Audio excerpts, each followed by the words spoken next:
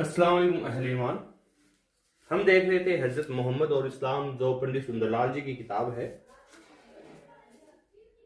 उसके अंदर हमने कई चैप्टर पूरे कर लिए थे, जिनमें से जो लास्ट चैप्टर हम पूरा कर रहे थे वो 10वां चैप्टर था, जो अभी तक पूरा नहीं हुआ है। 10वां चैप्टर है, इस चैप्टर का नाम तो है मक्के की पहली यात्रा। मक्के की पहली यात्रा, जिसके अंदर हमने पहली यात्रा देखी, उसके बाद हुदैबिया की सुलह देखी, और इसी के अंदर एक अलग से टॉपिक दे रखा है यहां पर मक्के की दूसरी यात्रा। इसी में ही है मक्के की दूसरी यात्रा। हमने देखा कि पहली यात्रा में जब हजरत मोहम्मद सल्लल्लाहु अलैहि वसल्लम के साथ बहुत सारे लोग निहत्ते गए एहराम बांधकर, तो कुरैश ने रोक दिया था उन्हें आगे बढ़ने से, और उन्होंने फिर अपने नबी पाक से सुलह के बारे में बातचीत होती है। तो वो सुलह एक हुदैबिया कहलाती है, जिसके अंदर एक कंडीशन थी, बहुत सारी कंडीशंस में, कि अगली बार से मुसलमान मक्के आकर कर सकेंगे, यात्रा कर सकेंगे, हज कर सकेंगे। तो मक्के की दूसरी यात्रा, 1 साल बीतने पर जैसा तय हुआ था, मुसलमानों के मक्के जाने का वक्त आया। सन 600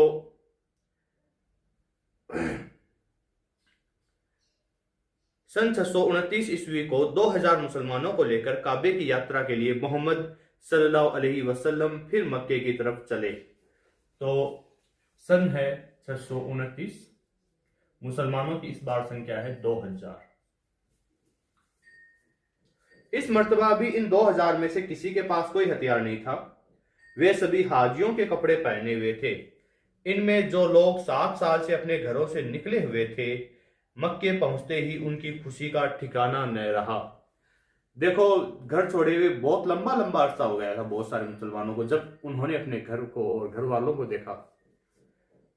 सचमुच मक्के की घाटी में जो चीज उस वक्त देखने को मिली, वह दुनिया के इतिहास में अनोखी थी। मक्के के सब छोटे बड़े लोगों ने 3 दिन के लिए उस पुराने शहर को खाली कर दिया।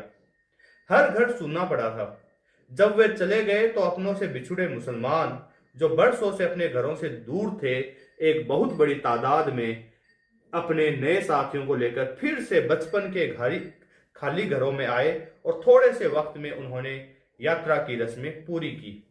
मक्का वाले चारों तरफ की पहाड़ियों पर खेमों में या फिर घाटियों के साये में जमा हो गए, और अबू कुबैस की ऊंची पहाड़ी के नीचे के यात्रियों को अपने पैगंबर के साथ साथ काबे के चारों तरफ परिक्रमा करते जैसा पुराना रिवाज था, सफा और मरवा की पहाड़ियों के बीच तेजी से दौड़ते हुए देखते रहे।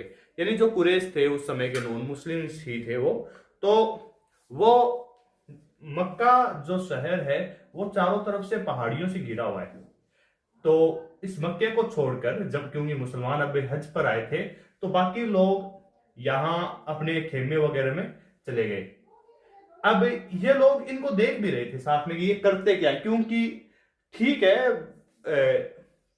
हमारे नबी पाक इसी मक्के के अंदर इनका जन्म होता है, सारा कुछ करते हैं, लेकिन कुछ फिर भी ऐसे लोग थे जिनको कुर्ब हासिल नहीं हुआ था, जो अब तक इतने करीब से नहीं देख पाए थे। वो देख रहे थे कि आखिर ये लोग करते क्या है, किस तरह से मक्के की चारों तरफ वो तवाफ करते हैं, जिसे हिंदी में परिक्रमा कहते हैं, और किस तरह से सफा और मरवा जो पहाड़ियां हैं दो, इसके ऊपर चलते हैं। सफा और मरवा की कहानी आपको शायद पता ही होगी। हमारे एक नबी पाक थे हजरत इब्राहिम अलैहिस्सलाम। इब्राहिम अलैहिस्सलाम के जो घर वाले थे हाजरा, और जब इस्माइल अलैहिस्सलाम और हाजरा को इब्राहिम अलैहिस्सलाम वहां सफा मरवा की पहाड़ियों में छोड़ के आ जाते हैं, तो पानी की कमी की वजह से हाजरा इन पहाड़ियों पर बार बार पानी ढूंढने जाते हैं।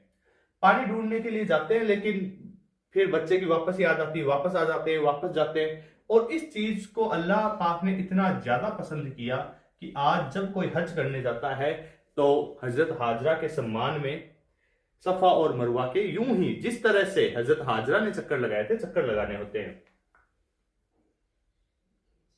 वे बड़े शौक के साथ इतनी दूर से हर आदमी के चेहरे को देखते थे, इस उम्मीद में कि हो सकता है उन यात्रियों में उन्हें किसी पुराने खोए हुए रिश्तेदार या साथी का चेहरा दिखाई दे जाए। बच्चे के पैदा होने के दर्दों से कहीं ज्यादा दर्द के साथ इस्लाम का जन्म हुआ। ऐसे दर्द में ही इस तरह की चीज देखने को मिल सकती थी। आज हम में से ज्यादा तो लोग जो मुसलमान हैं, हम नहीं जानते हैं अपने दीन की हकीकत और इस दीन की कुर्बानियों को। मोहम्मद सल्लल्लाहु अलैहि वसल्लम और उनके साथियों ने काबे की सब पुरानी रस्मों को अदा किया और 3 दिन तक प्यार के साथ मक्के में रहकर चौथे दिन सब के सब बाहर चले गए। यह बात ध्यान रखने की है कि जब मोहम्मद सल्लल्लाहु अलैहि वसल्लम और उनके साथी काबे में चक्कर लगा रहे थे और सब रस्में अदा कर रहे थे, और जब उनके दिलों में एक निराकार अल्लाह के सिवा दूसरे का ख्याल नहीं था, काबे के 360 बुतों में सब के सब काबे के अंदर मौजूद थे। हम में से ज्यादातर लोग ये भी जानते हैं कि जो काबा शरीफ है उसके अंदर कुफार ने उस समय 360 बुत रख दिए थे, और वो 360 बुत 360 दिन पूजने के लिए उनके काम आते थे।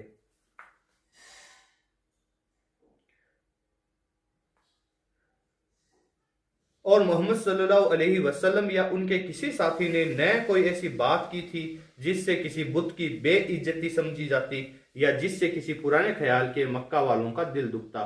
जब तक मोहम्मद सल्लल्लाहु अलैहि वसल्लम और उनके साथी खास काबे की रस्में अदा करते रहे, काबे के अंदर बुतों के होने की वजह से उनमें से किसी का पैर नहीं रुका। यानी काबे के अंदर बुत थे, लेकिन फिर भी मूर्तियां थी, फिर भी वो अपना काम वैसे ही कर रहे थे जैसे आज हम हज करते हैं। काबे के सब बुत दीवार के अंदर और उनकी आंखों से ओझल थे, लेकिन जब यह लोग सफा और मरवा की पहाड़ियों की तरफ बढ़े तो मुसलमानों के पैर कुछ रुके। सफा और मरवा की दोनों पहाड़ियों पर खुले और ऊंचे 2 बुत मौजूद थे। ठीक उस वक्त कुरान की आयत उतरी, सफा और मरवा अल्लाह की निशानियों में से है, इसलिए जो कोई काबे की हज करे या उम्रा करे उस पर कोई इल्जाम नहीं अगर वह इन दोनों का तवाफ करे। यानी एक तरह से आदेश ही हो गया कि आपको इनका भी तवाफ करना पड़ेगा, पहाड़ियों का भी। मक्के के लोग मुसलमानों के इस व्यवहार को देखकर दंग रह गए और उन्होंने तसल्ली की सांस ली। मुसलमानों के मदीने से चल देने पर वे फिर अपने घरों में आ गए। मोहम्मद सल्लल्लाहु अलैहि वसल्लम और उनके साथियों ने सफा और मरवा की सारी रस्में प्यार के साथ अदा की। इसी चैप्टर में अगला एक टॉपिक और दे रखा है जिसे अभी हम पूरा नहीं करेंगे, लेकिन मैं टॉपिक बता देता हूं। यहूदी और मुसलमानों में मेल। ठीक है, इसको हम बाद में पूरा कर लेंगे। अभी के लिए इतना ही, शुक्रिया।